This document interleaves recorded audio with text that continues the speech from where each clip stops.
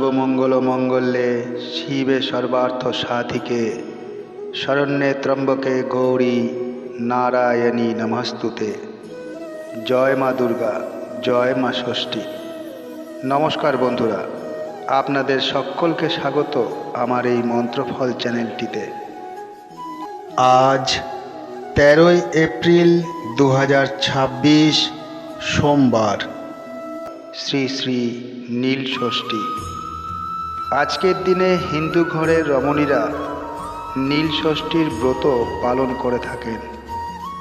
শাস্ত্রমতে বলা হয়ে থাকে, পুত্রবতী রমণীগণ যদি এই ব্রত পালন করেন তাহলে সেই সকল রমণীদের ছেলে মেয়েদের জীবনে মা ষষ্ঠীর কৃপায় অশেষ কল্যাণ হয়। জীবনে নানা প্রকার সুখ ও সমৃদ্ধির আগমন ঘটে মা ষষ্ঠীর আশীর্বাদে। তাদের সন্তানদের কখনো কোনো অমঙ্গল হয় না।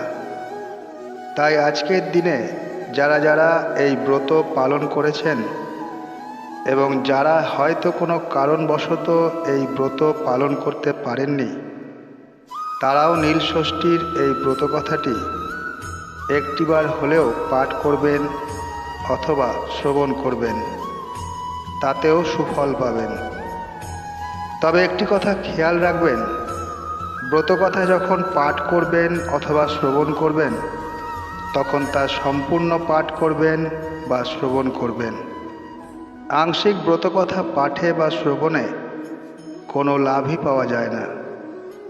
ব্রত কথা পাঠ করা শুরু করছি, আপনারা তা ভক্তি ভরে শ্রবণ করুন।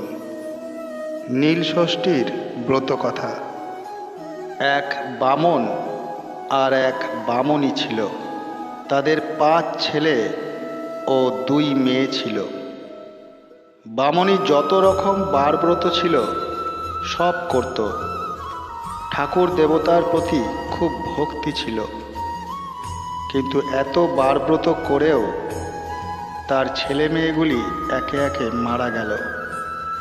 তখন মনের দুঃখে বামনী লোকের কাছে বলতো, ঠাকুর বলো আর দেবতা বলো, কলিতে কিছুই নেই, সব মরে গেছে। না হলে আমার এমন হয়, এমনি করে দিন যায়।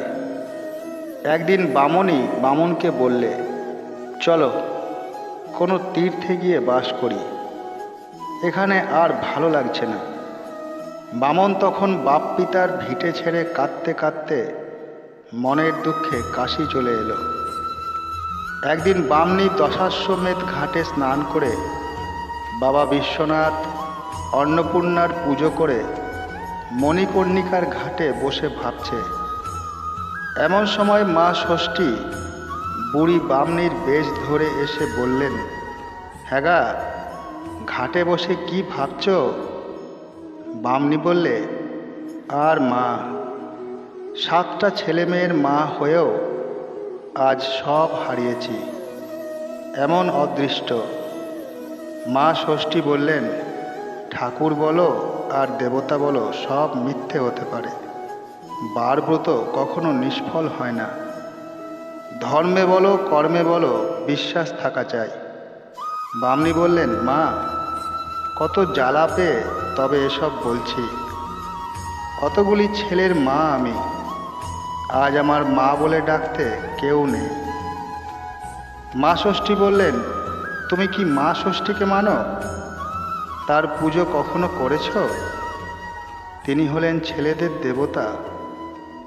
বামনী বললে, সে কি, মা ষষ্ঠীকে আবার মানি না? খুব মানি। মা ষষ্ঠী বললেন, বেশ, যদি মানো তবে তার যত রকম বারব্রত আছে আজ থেকে তা পালন করবে। বামনী বললে, আমি মা ষষ্ঠীর যত রকম বারব্রত আছে তা আজ পর্যন্ত পালন করে আসছি। মা ষষ্ঠী বললেন, সব রকম করেছ? নীল ষষ্ঠীর ব্রত করেছ?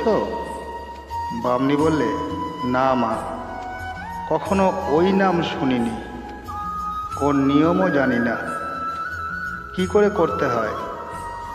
মা ষষ্ঠী তখন বললেন, চৈত্র মাসে ভোরে শিব পূজা করবে। তারপর সংক্রান্তির আগের দিন সমস্ত দিন উপোস থেকে সন্ধ্যার সময় নীলকণ্ঠ শিবের মন্দিরে ঘিয়ের প্রদীপ জ্বেলে দিয়ে মা ষষ্ঠীকে ভক্তি ভরে প্রণাম করে জল খাবে। নীল ষষ্ঠী ব্রত করলে মার দয়ায় আবার তোমার সব হবে। এই বলে মা ষষ্ঠী চলে গেলেন। বামনি কাশিতে থেকে রোজ শিব পুজো করতে লাগলো। চৈত্র সংক্রান্তিতে লীলাবতীর পুজো দিয়ে শিবের ঘরে বাতি জেলে জল খেলে। কিছুদিন পরে বামনি পোয়াতি হলো, তারপর ছেলে হলো। ক্রমে ক্রমে অনেকগুলি ছেলে মেয়ে হলো। বামুনের কাশিতে খুব সুনাম হলো, ধন দৌলত অগাধ হলো। তারপর বামনি ক্রমে ক্রমে নীল ষষ্ঠীর পুজো চারিদিকে প্রচার করল। দেখতে দেখতে ঘরে ঘরে নীল ষষ্ঠী ব্রত সকলে করতে লাগল। ব্রত বিধান: চৈত্র মাসের সংক্রান্তির দিন উপবাসী থেকে সন্ধ্যাকালে শিবের মাথায় 5টি আকন্দ ফল, সিদ্ধি ও গাজা, দুগ্ধ মিশ্রিত গঙ্গাজল ঢেলে ঘিয়ের প্রদীপ জ্বালিয়ে দেবে এবং শিবকে প্রণাম করে ব্রতকথা শুনবে। তারপর জল খাবে। অথ নীল ষষ্ঠীর ব্রতকথা সমাপ্ত। নীল ষষ্ঠীর ব্রত মূলত পুত্রবতী মহিলারা তাদের সন্তানদের মঙ্গল কামনার উদ্দেশ্যে করে থাকেন। বলা হয়, যে সকল মহিলারা কোনো কারণবশত সন্তান ধারণ করতে পারছেন না, তারা যদি ভক্তি ভরে এই ব্রত পালন করেন তাহলে তারাও সন্তান ধারণ করতে সক্ষম হন মা ষষ্ঠীর আশীর্বাদে। আশা করি এই ব্রত কথাটি আপনাদের ভালো লেগেছে। যদি ভালো লেগে থাকে একটি লাইক করে দেবেন এবং কমেন্ট বক্সে জয় মা ষষ্ঠী ও জয় শিবশম্ভু লিখতে ভুলবেন না। আর আপনজনদের মধ্যে শেয়ার করে দেবেন।